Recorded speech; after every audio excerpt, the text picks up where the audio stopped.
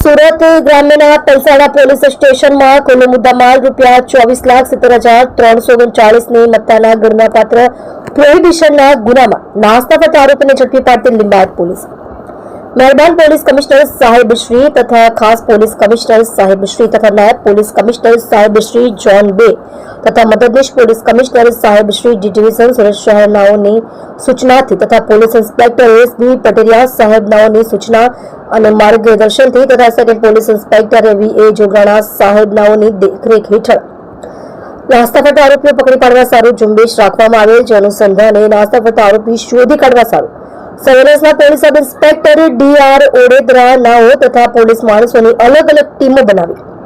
નાસ્તા ફરતા આરોપીઓને પકડી પાડવા વર્કઆઉટ કરતા હતા. તે દરમિયાન તેના પોલીસ સ્ટેશનમાં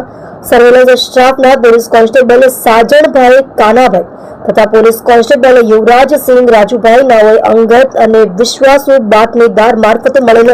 સંયુક્ત વાતની હકીકતના આધારે આરોપીઓનું ચોક્કસ લોકેશન મેળવી આરોપી ધર્મેશ ઉર્ફે ધમો ભાસ્કર પાટીલ નાઓને